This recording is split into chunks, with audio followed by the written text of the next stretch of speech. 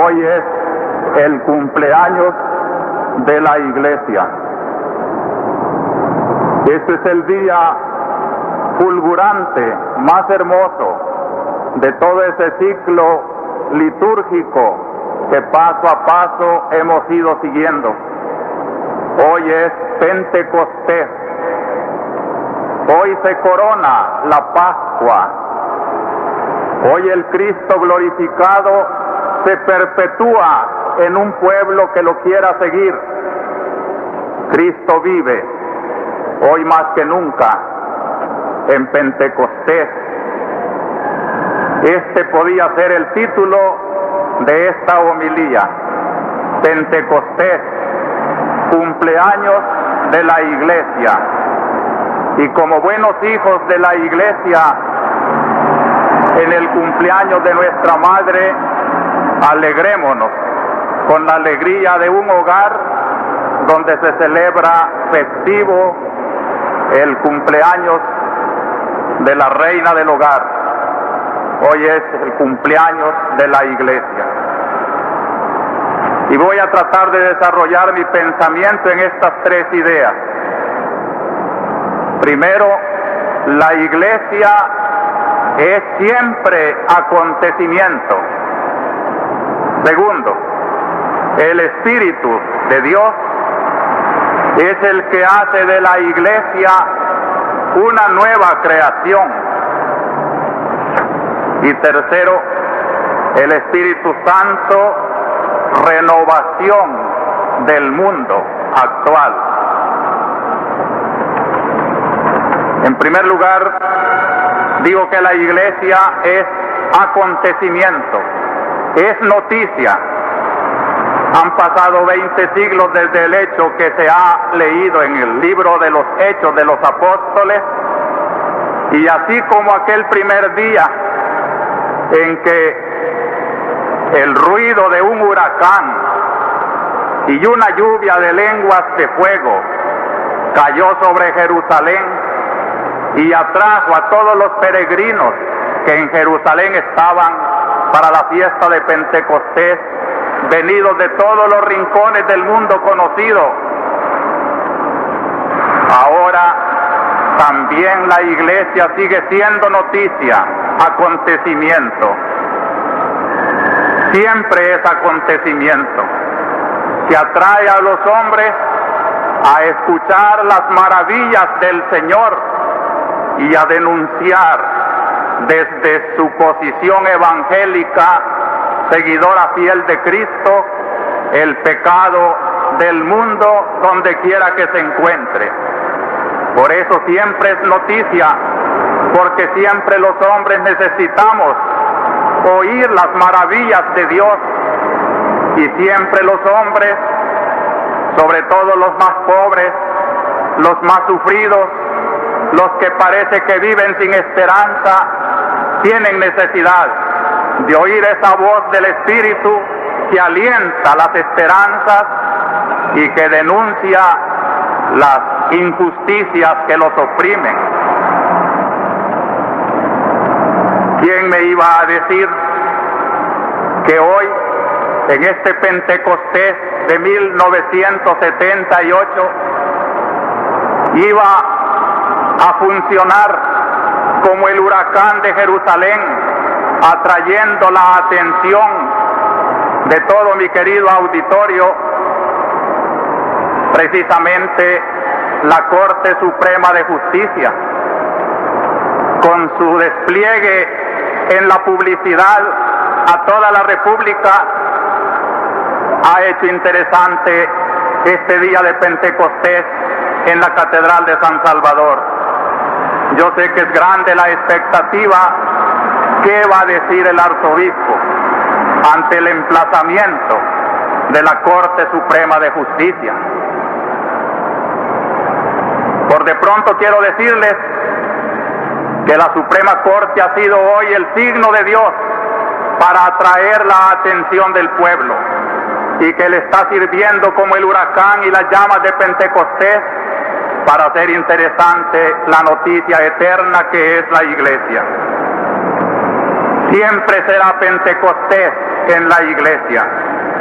Pero mientras la iglesia haga su rostro transparente a la belleza del Espíritu Santo, cuando la iglesia deja de apoyar su fuerza en esa virtud de lo alto que Cristo le prometió y que le dio en este día, y la iglesia quisiera apoyarse más bien en las fuerzas frágiles del poder o de la riqueza de esta tierra, entonces la iglesia deja de ser noticia. La iglesia será bella, perennemente joven, atrayente en todos los siglos, mientras sea fiel al Espíritu que la inunda y lo refleje a través de las comunidades, a través de sus pastores, a través de su misma vida. La iglesia, gracias a Dios, en nuestra arquidiócesis trata de ser fiel a ese espíritu, y por eso creo que tenemos que agradecerle al Señor esta hora de Pentecostés, que no solo es el domingo 14 de mayo de 1978, sino que es un Pentecostés que ya se prolonga entre dolores de Via Crucis, pero entre Pascuas de Resurrección. Es una alegría profunda que se vive en el corazón del pastor, de las comunidades, a donde quiera que voy.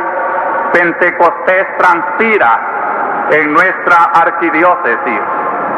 Yo solo quiero pedir a los queridos sacerdotes, a las queridas comunidades religiosas, a todas las instituciones que se glorían del nombre de católicas, como son los colegios, las asociaciones, las comunidades, etcétera, y más aún a todos aquellos cristianos que más allá de los límites del catolicismo se han mostrado solidarios con la actitud que trata de ser evangélica de esta Iglesia de Cristo que peregrina en los 4 departamentos de la arquidiócesis.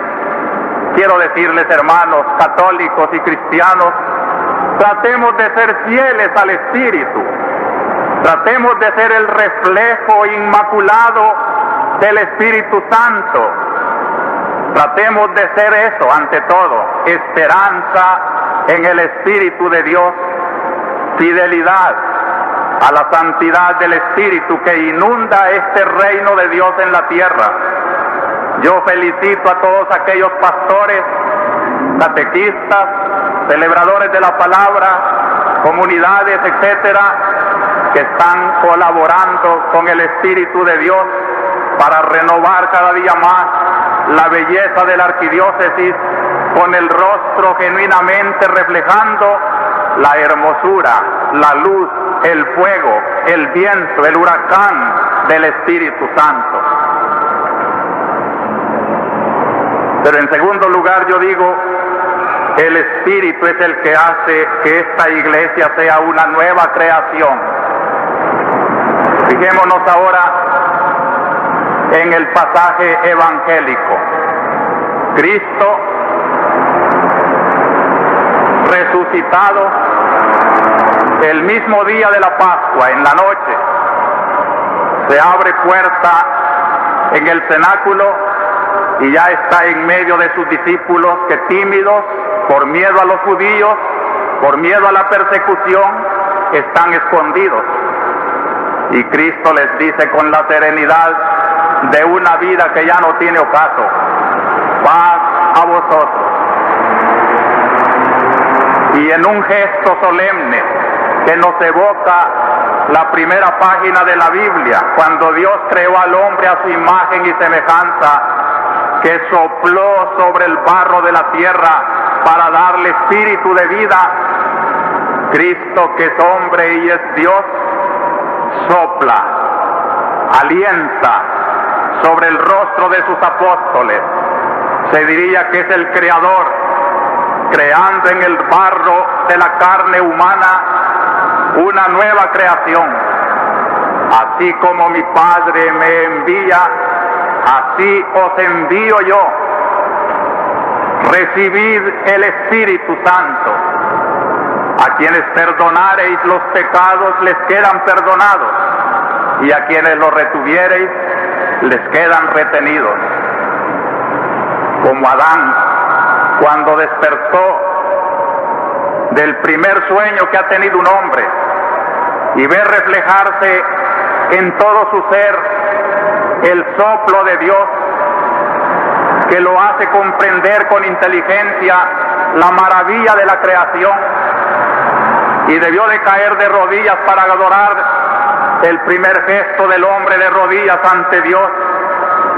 Así me imagino que en la conciencia de los apóstoles, simples hombres cobardes, escondidos por el miedo a la persecución, cuando reciben este Espíritu de Cristo, ya que el Evangelio de San Juan quiere unir en un solo acto de Cristo su resurrección y su Pentecostés, porque las dos fiestas, separadas por 50 días en nuestro año litúrgico, no son más que una sola realidad.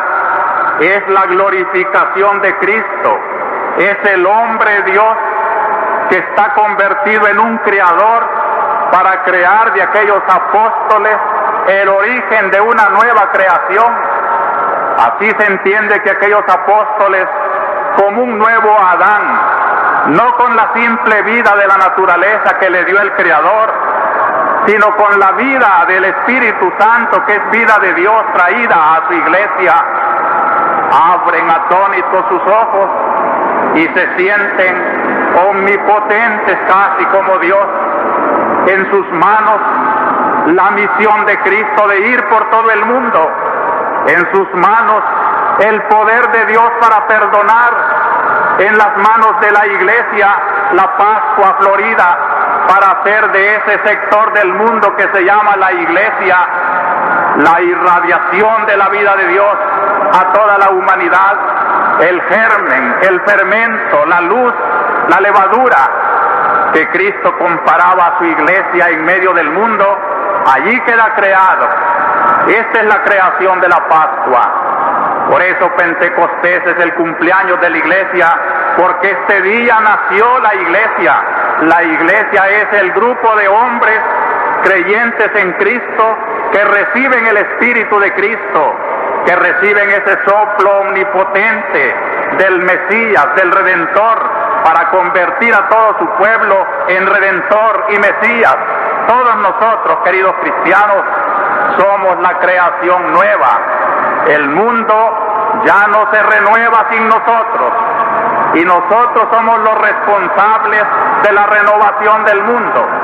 Desde aquel día, Cristo ha puesto en medio de la humanidad su reino, y el reino de Dios ha de comenzar a construirse ya en esta tierra. Haber predicado una iglesia con solo esperanzas más allá de la muerte ha sido falsear el reino de Dios. El reino que Cristo predicó y constituyó es precisamente aquel del de su soplo, el de estos hombres concretos que van peregrinando por la historia con la responsabilidad de hacer de la historia la transformación del reino de Dios. No es que ambicionemos poderes temporales. A la iglesia le salen sobrando cuando ella tiene la gran responsabilidad de santificar todas las instituciones humanas. Ella no necesita quitar el poder, quitar el dinero, quitar a nadie sus ídolos. La iglesia solo necesita corazones que se conviertan a Cristo, que se purifiquen como vasos limpios, para que sobre ellos descienda la nueva vida que quedó inaugurada en la misma resurrección y en Pentecostés. Desde hace 20 siglos, pues, la iglesia sigue siendo noticia y sigue celebrando su cumpleaños año con año. Un año más agregamos hoy a la vida de la iglesia en este Pentecostés, y podemos decir que en 1978, cuando la Iglesia Universal, a la que se une esta bella iglesia de mi arquidiócesis, está celebrando su onomástico, su día natalicio, está tan joven, tan bella, más hermosa, más extendida, más fuerte, más fiel a su espíritu. Bendito sea Dios. Vale la pena, hermanos, pertenecer a esta nueva creación y dejarse inundar por esa fuerza del espíritu que nos identifica con la misión de Cristo, que trajo como misión traer la paz, destruir el pecado, hacer justa la humanidad. Sería aquí la oportunidad, si hubiera tiempo, de hacer una bella catequesis sobre lo que a través de las páginas de la Biblia se va descubriendo el espíritu de Yahvé, el espíritu de Dios. En hebreo, la palabra original bíblica es ruach, que en griego es neuma, y en castellano espíritu. ¿Qué quiere expresar la Biblia con ese ruach? Que por primera vez lo encontramos en la boca de Dios frente al barro que va a convertirse en hombre. Desde luego es vida, vida de Dios que se puede comunicar a un hombre. La Biblia, como ustedes saben, tiene muchas expresiones antropomórficas, es decir, que quiere comparar a Dios con un hombre. Eso quiere decir antropomórfico. Y comparando a Dios con los gestos materiales del hombre, la Biblia menciona muchas veces ese ruach de Dios, ese soplo de Dios, ese espíritu, esa exhalación de Dios, como un poder que da la vida, como un poder que transforma el pecado en una moral. A veces ese soplo de Dios se convierte en huracán y la Biblia interpreta que Dios está resollando fuerte. A veces es suave como una brisa y entonces la Biblia interpreta que es el aliento suave de Dios como la brisa. Pero siempre es un poder creador y lo llama santo, así como llama también santo el brazo de Dios, otra figura antropomórfica porque Dios no tiene brazo, pero la Biblia habla del brazo santo de Dios para significar su poder.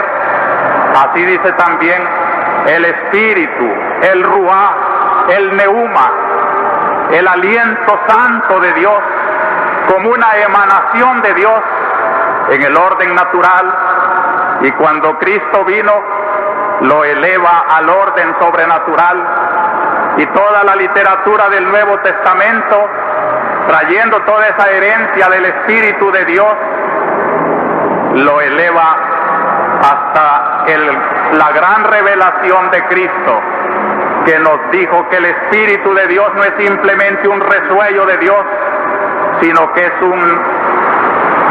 una persona, la tercera persona de aquella Trinidad beatísima, donde un Padre engendra eternamente un Hijo y donde un Padre y un Hijo se aman tan profundamente, se exhalan su ser tan profundamente que constituye un amor personal. El Espíritu de Dios es el amor, la tercera persona de la Santísima Trinidad. Es lo que se llama en teología una hipóstasis, es decir, una persona como el Padre, persona como el Hijo. Así el Espíritu Santo lo envía Cristo cuando Él es glorificado como un testimonio de que Dios ha aceptado la redención y de que viene al mundo a tomar posesión de todos los que creen en Cristo. Si yo no me voy, les dijo Cristo en la última cena, no podré enviaros al otro consolador, al otro abogado. Ven cómo Cristo habla de otro ser, tan divino como Él, tan amoroso como Él, tan potente, tan verídico como Él. Ya a Cristo, como persona de Dios, encarnada en un hombre, ya no lo veremos en los caminos de la tierra, pero por los caminos de la tierra veremos los pies de muchos hombres y de muchas mujeres que, siguiendo a Cristo en el Espíritu Santo, son guiados por la fuerza divina de la redención, ya que el Espíritu que Cristo mandó de su seno y del Padre a esta iglesia que peregrina en la tierra es el otro abogado, el que predicará a través de sus ministros, el que seguirá siendo vida de la iglesia. Si yo tuviera tiempo, hermanos, analizara el número 4 de la Constitución de la Iglesia del Concilio Vaticano II, pero a quienes son católicos que se han preocupado de conocer el concilio, yo les invito a que en este día abran el texto del concilio en esa Constitución dogmática Lumen Gentium que habla sobre la Iglesia y que en el número 4 habla de la acción del Espíritu Santo en la Iglesia. Vean qué síntesis más bella hace allí el concilio de la función del Espíritu Santo en su Iglesia. Dice que el Espíritu Santo la conduce a la plenitud de la verdad. Dice que el Espíritu Santo la renueva en la santidad de sus miembros. Dice que el Espíritu Santo la enriquece en sus dones y en sus carismas, en todas sus comunidades, como nos ha dicho San Pablo en la segunda lectura de hoy, que es otra síntesis bellísima de la función del Espíritu Santo en medio de los hombres. Él es el que suscita las vocaciones, los dones jerárquicos y carismáticos, el que da perseverancia, fortaleza a esta misión de la Iglesia a pesar de todas las tribulaciones.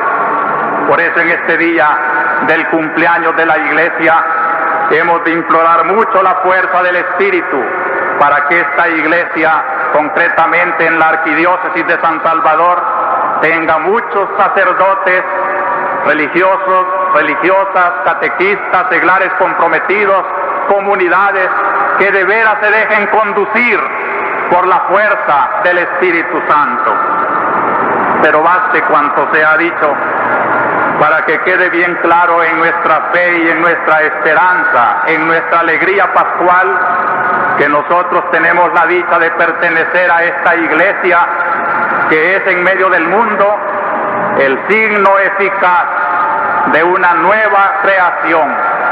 Y entonces tratemos, católicos, si de verdad tenemos fe en el Espíritu Santo, de dejarnos renovar, ser hombres nuevos, de esos que necesitan las estructuras nuevas, y hacer de nuestra patria una patria nueva, y hacer de todos los pecados de El Salvador y de todas sus instituciones también el objeto de nuestra misión, destruir el pecado y en cambio construir el reino de Dios.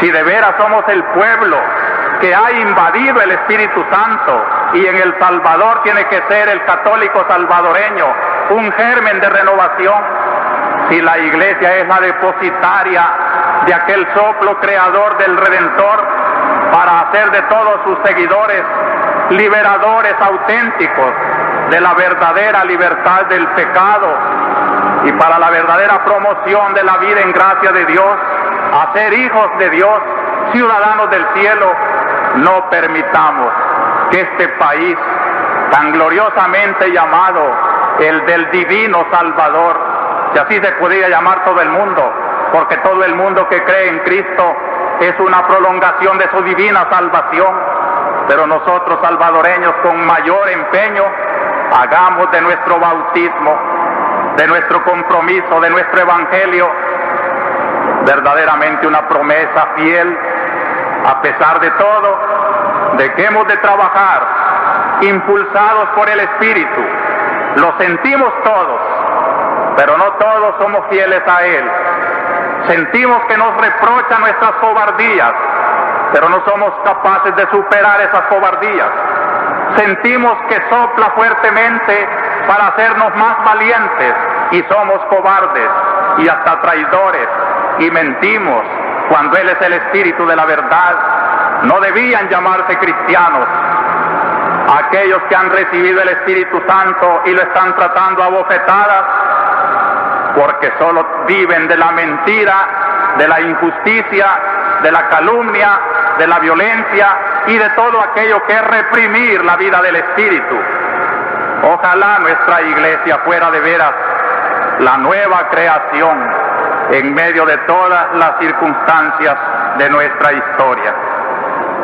Finalmente, hermanos, mi tercer pensamiento es que el Espíritu Santo renueva a nuestro mundo actual. Y yo aquí me voy a concretar a 3 acontecimientos de este Pentecostés glorioso de 1978. El primer acontecimiento fue el de anoche, la confirmación de los jóvenes. 200 jóvenes llenaban esta catedral en la vigilia de Pentecostés, con sus padrinos, con sus padres y madres. Hicieron una promesa al Espíritu Santo de recibirlo en el sacramento augusto de la confirmación y de ser fieles a su inspiración. Cuando terminaba la ceremonia, un joven estuvo en este mismo ambón donde ahora predico y dirigió a la juventud un mensaje muy conmovedor. Yo quiero subrayar sus 2 grandes iniciativas. Le dijo a todos los jóvenes, principalmente a los 200 que se confirmaban anoche, que siguieran reuniéndose para meditar en la palabra de Dios, que organizaran pequeños grupos de reflexión. Ya sabemos, hermanos, lo peligroso que esto constituye hoy en nuestro ambiente, cuando la reflexión de la palabra, el estudio de nuestra religión, que trata de concientizar al hombre desde la palabra de Dios, que increpa al cobarde y que no quiere conformismos y que quiere justicia y que quiere verdadero orden y no quiere atropellos. La palabra de Dios es conflictiva y por eso reunirse en torno de la palabra de Dios para meditarla es un reto, no subversivo, sino constructivo. Y la juventud se ha comprometido anoche a reflexionar en esa palabra de Dios. Y la otra iniciativa fue que desde anoche la juventud que se confirmaba en Catedral de San Salvador ha lanzado una invitación, que casi diría un reto, a toda la juventud de la arquidiócesis, para que se preparen ya desde ahora a celebrar en la Semana Santa de 1979, en la noche del Sábado Santo, una Pascua de juventud, una Pascua que en la juventud salvadoreña proclame que Cristo vive, que Cristo ha resucitado y que el mejor argumento de su vida perenne no es el sepulcro vacío, sino la vida de los jóvenes que encarnan el entusiasmo, la alegría, la sinceridad, el espíritu de renovación de Cristo. Este hecho para mí ha constituido el gesto más hermoso que el Espíritu Santo nos ha regalado en este Pentecostés de 1978. Yo quiero felicitar y agradecer a los colegios católicos, a las parroquias, a las comunidades que colaboraron con esta hermosa iniciativa de la confirmación de la juventud. Y queda así también confirmada nuestra voluntad de que la confirmación no tiene que ser sacramento de niños inconscientes, tiene que ser de jóvenes, y que desde el primer domingo de Adviento, o sea, desde diciembre, noviembre de este año, ya no se permitirán confirmarse a los niños chiquitos. Traten de comprendernos, hermanos. Se trata de el bien de esos mismos niños. Es muy distinto ser confirmado sin darse cuenta que ser confirmado como anoche, en plena juventud, cuando se siente en el corazón el batir de nuevas pasiones, de nuevas circunstancias en el mundo, cuando el bautizado de niño comprende al llegar a la juventud que necesita una nueva fuerza del Espíritu Santo. Por eso fue grande nuestro Pentecostés. porque 200 jóvenes conscientemente han abierto sus manos y su corazón para decir: ven, Espíritu Santo, a llenar la alegría de mi juventud. El segundo acontecimiento es que hoy es el día del seminario. Este acontecimiento que El Salvador une con Pentecostés debe hacernos reflexionar muy bien, no solo para enviar un saludo de admiración y de cariño a los jóvenes que han intuido el llamamiento de Dios para el sacerdocio en una hora en que ser sacerdote o es estar loco o es ser un héroe. No se da medio. Sacerdotes mediocres, sacerdotes a medias, sacerdotes en componendas con Dios y con el diablo, no son auténticos. Al que debe de converger como a un símbolo de esperanza toda la vida de la diócesis, para apoyarlo con oraciones, con apoyos morales, a no desanimar a nuestros jóvenes, sino al contrario, decirles desde el mundo cómo son los sacerdotes que estamos esperando de ese seminario. Y sobre todo, hermanos, comprender que en una hora de transformaciones tan profundas, como le estaba diciendo el seminarista aquí antes de la misa, la figura del seminarista de hoy no puede ser la figura de las viejas tradiciones, sin llegar a ser un guerrillero, porque el seminario no es una escuela de guerrilleros, aunque así la hayan querido calumniar. El seminario es una escuela de promoción de jóvenes, de un sacerdocio joven, de un sacerdocio como lo necesitan los pueblos de hoy, de un hombre que, siendo verdaderamente un hombre de oración, muy comprometido con Dios, sepa también ser un hombre del pueblo, en medio del pueblo, voz del pueblo, sintiendo con su pueblo sus angustias y sus esperanzas. Y gracias a Dios, estos son los seminaristas que abriga hoy San José de la Montaña.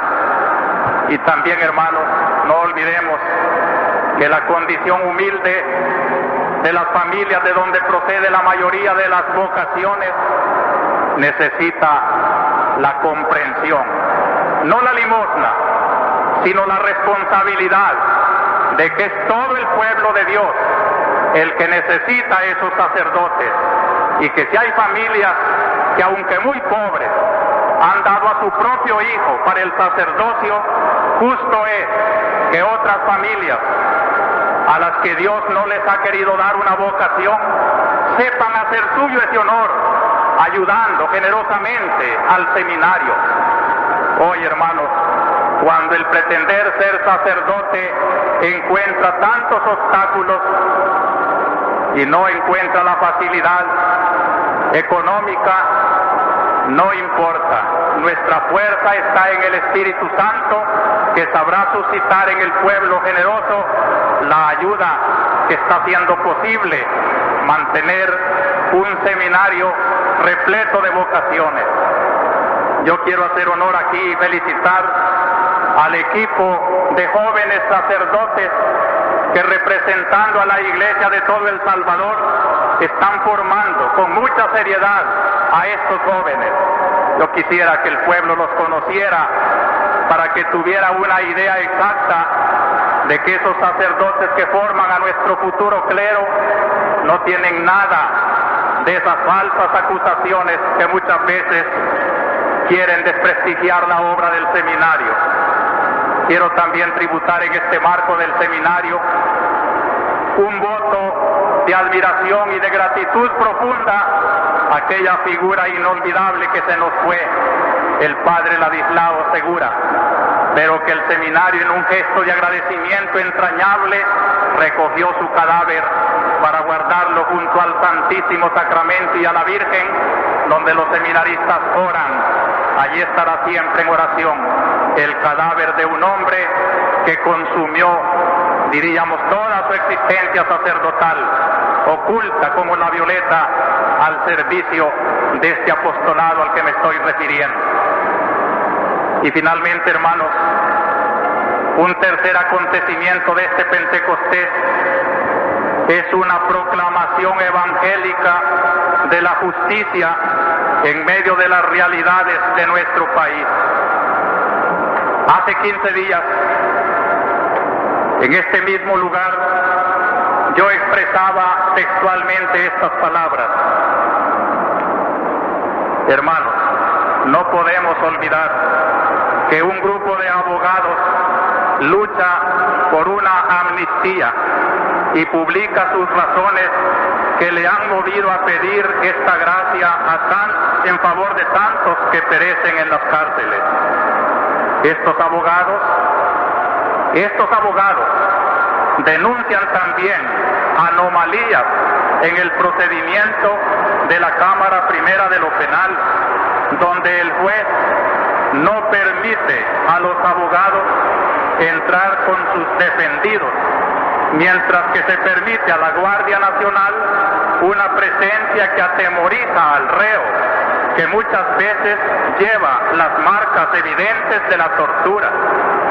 Un juez que no denuncia las señales de la tortura, sino que sigue dejándose influenciar por ella en el ánimo de su reo, no es juez justo. Yo pienso, hermanos, ante estas injusticias que se ven por aquí y por allá, hasta en la primera Cámara y en muchos juzgados de pueblo, ya no digamos, jueces que se venden. ¿Qué hace la Corte Suprema de Justicia? ¿Dónde está el papel trascendental en una democracia de este poder que debía estar por encima de todos los poderes y reclamar la justicia a todo aquel que la atropella? Yo creo que gran parte del malestar de nuestra patria tiene allí su clave principal, en el presidente y en todos los colaboradores de la Corte Suprema de Justicia, que con más entereza deberían de exigir a las cámaras, a los juzgados, a los jueces, a todos los administradores de esa palabra sacrosanta, la justicia, que de verdad sean agentes de justicia. Yo quiero felicitar a los abogados cristianos o no cristianos, pero con gran sentido de justicia, que están poniendo el dedo en la llaga. Ojalá todos nuestros abogados sean de verdad una esperanza de la justicia tan maltratada en nuestro ambiente. Esto fue lo que dije hace 15 días. El secretario de la Corte Suprema de Justicia me ruega de la manera más respetuosa expresar los nombres de los jueces penales a que me referí en la citada homilía. A propósito de esta honrosa comunicación, debo aclarar, principalmente en atención a la posible confusión de la opinión pública provocada por la publicación de la Suprema Corte de Justicia y por los comentarios de la prensa nacional, que ante todo agradezco y me alegra la oportunidad que la Corte Suprema de Justicia me ofrece para ampliar lo que dije en mi homilía pronunciada el 30 de abril del corriente año en la misa de la catedral. Y lo agradezco y me alegro porque al fin, después de tanto tiempo de estarse denunciando estas cosas, la Corte Suprema de Justicia declara públicamente su intención de empezar a sanear lo que está malo en ese supremo poder tan trascendental para la paz de nuestra vida nacional. Segundo, que el atento llamado de la Suprema Corte de Justicia no significa un emplazamiento jurídico, ya que obviamente no responde a figura alguna regulada por las leyes y que por tanto mi respuesta es una espontánea reafirmación de mi compromiso pastoral en defensa de la justicia, de la verdad y del pueblo. También declaro que la respetuosa nota de la Secretaría de la Corte Suprema de Justicia ha mutilado la palabra y deformado el espíritu de mi citado mensaje, pues intenta constreñirme a que exprese los nombres de los jueces venales a que entonces me referí, siendo así que yo no he usado textualmente ese término penal citado entre comillas por la nota. Y si ciertamente mencioné en mi homilía jueces que se venden, se trata de un término meramente incidental en todo el contexto de mi mensaje, que denunciaba irregularidades más generales que atañen a todo el sistema de la administración judicial. Poner un énfasis exclusivo en ese término incidental, sin mencionar el contexto general que lo enmarca, es un procedimiento ilógico e injusto, por no sospecharlo malicioso, pues con ello la Corte Suprema de Justicia da la impresión de que quiere ocultar o distraer la opinión pública del punto central de mi mensaje, que repito, fue y sigue siendo denunciar un mal social enraizado en las instituciones y procedimientos que están bajo la responsabilidad de ese honorable tribunal. Tercero, por lo demás, es un hecho bien conocido que la prueba de los actos de venalidad que la Suprema Corte me invita a presentar es una de las más difíciles de aportar, por la sencilla razón de que el delito alcanza al funcionario que se vende como a la persona que lo compra y a todos aquellos que han colaborado en la negociación. Por ello resulta muy difícil que quien ha estado involucrado en tales hechos quiera testificar respecto de ellos. Cuarto, debo también aclarar que mi perspectiva de pastor cuando predico mis homilías es de carácter teológico y no jurídico. Muchas veces lo he repetido, que el lenguaje y la actitud de la Iglesia no invade los campos de la técnica humana o de la política, sino desde una competencia evangélica que la obliga a denunciar el pecado donde quiera que se encuentre. Es por tanto como pastor que yo expreso, con ánimo de que se corrijan esas anomalías, el clamor del pueblo oprimido por el pecado y la injusticia del mundo.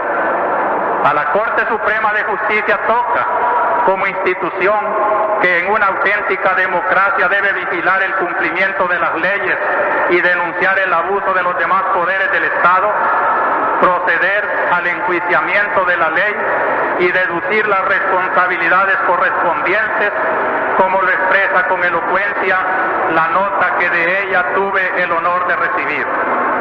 No soy yo, pues, el indicado para expresar unos nombres que la Corte Suprema puede investigar, teniendo en cuenta, por ejemplo, las conocidas agrupaciones de madres o familias de reos políticos o desaparecidos o desterrados y tantas denuncias de venalidad publicadas bajo la responsabilidad de los medios de comunicación social, no solo en el país, sino también en el extranjero.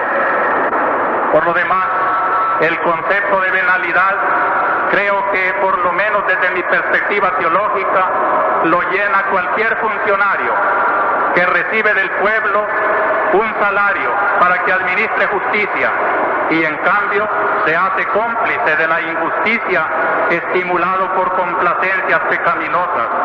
Y este fenómeno puede investigarlo con más facilidad quien tiene, junto con los instrumentos adecuados, la misión y el deber grave de hacerlo. Pero, quinto, sin duda alguna, de mucha mayor gravedad que los casos de venalidad son aquellos otros que sí demuestran un desprecio absoluto de la Honorable Corte Suprema de Justicia por las obligaciones que la Constitución política le impone, la cual todos sus miembros se han obligado a cumplir.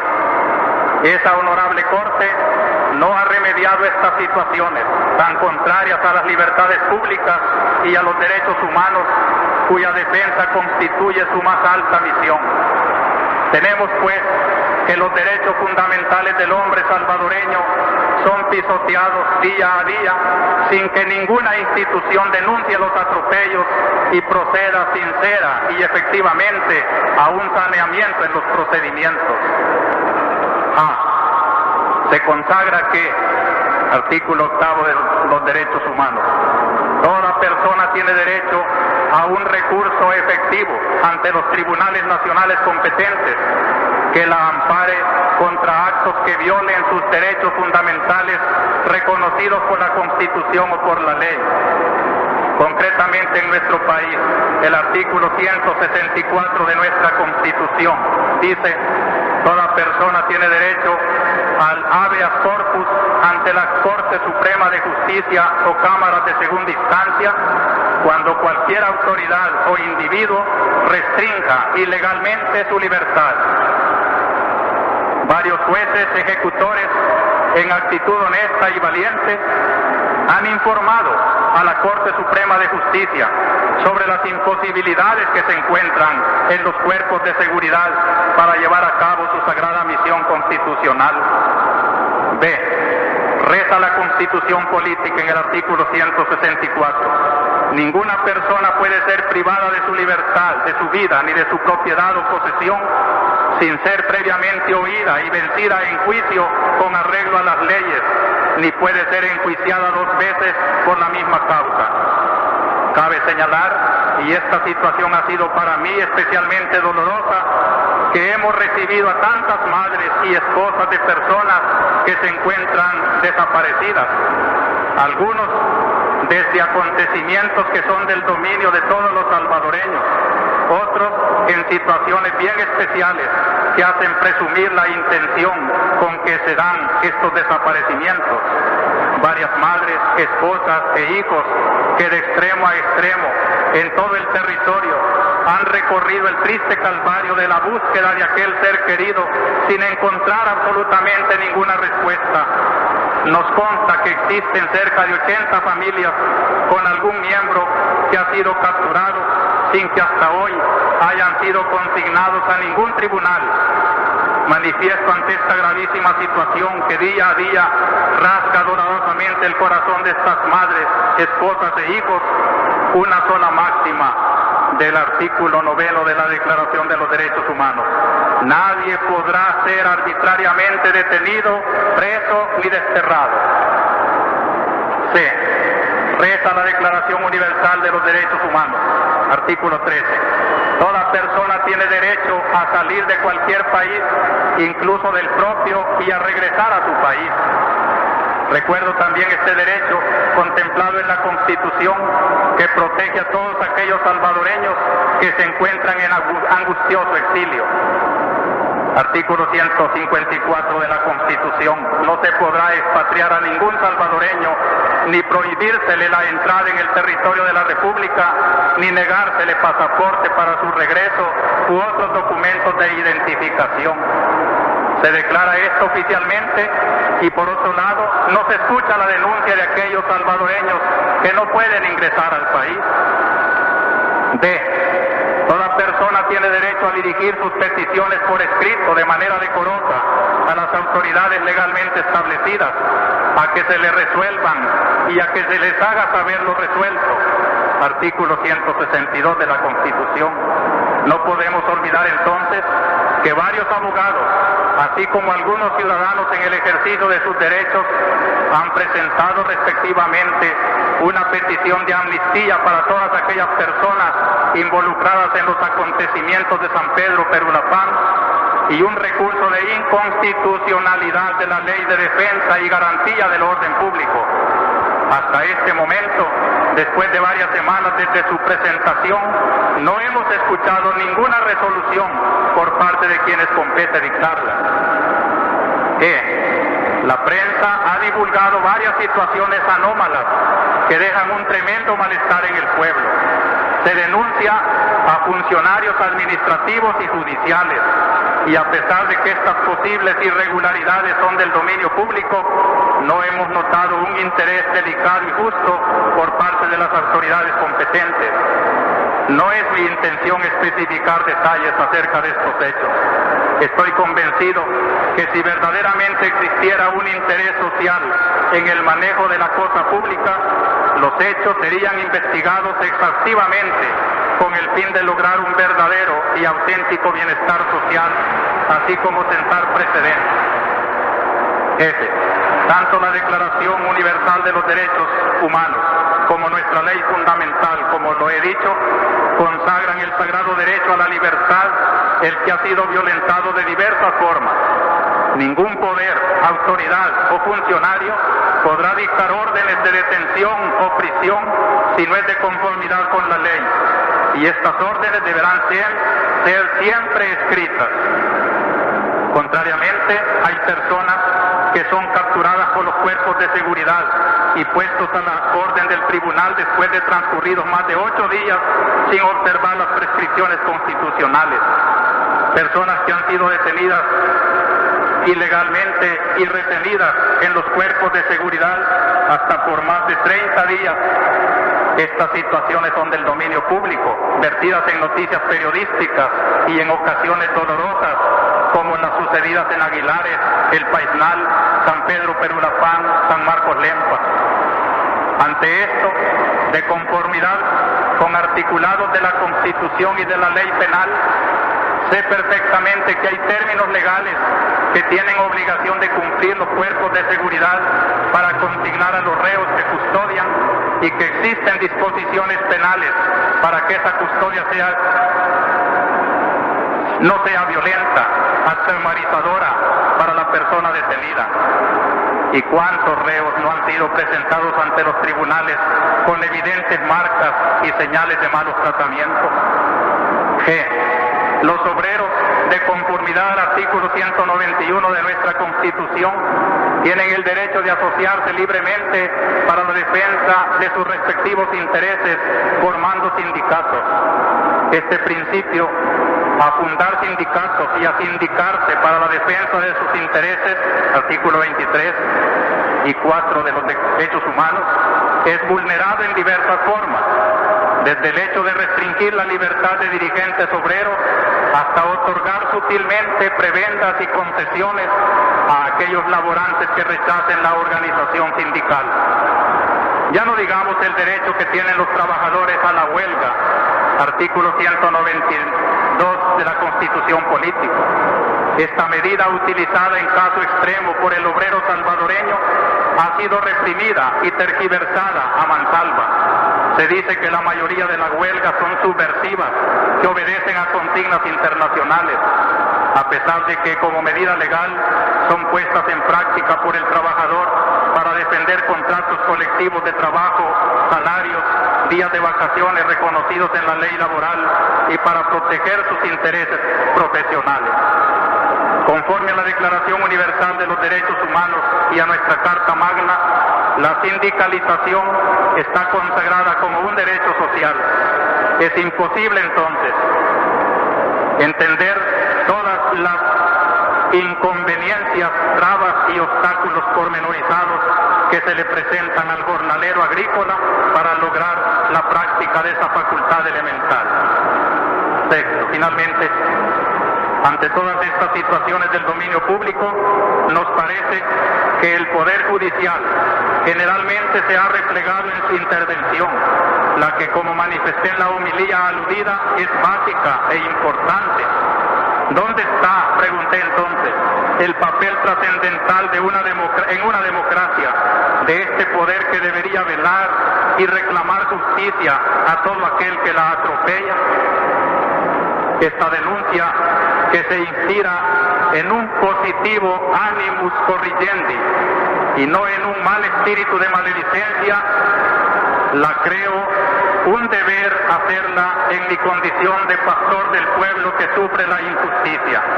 Me lo impone el Evangelio, por el que estoy dispuesto a enfrentar el proceso y la cárcel, aunque con ello no se haga más que agregar otra injusticia. Quiero terminar agradeciendo sinceramente a las innumerables personas especialmente a los amables profesionales y estudiantes del derecho que se han dirigido a mí haciéndose solidarios en esta franca preocupación de la Iglesia por la justicia en nuestro país.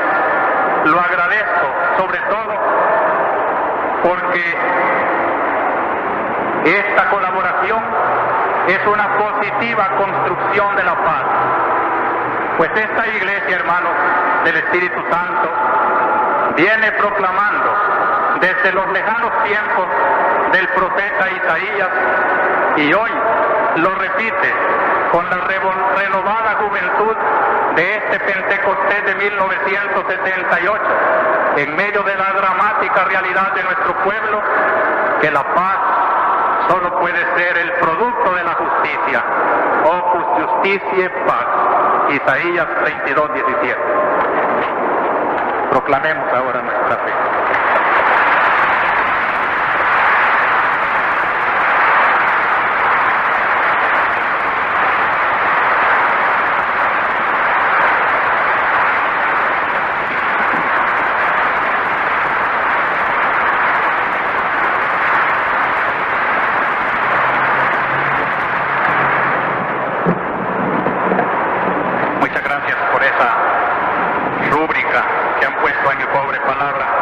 Y ahora, llenos de fe y esperanza en el Espíritu que anima esta Iglesia, digamos, creemos en un solo Dios.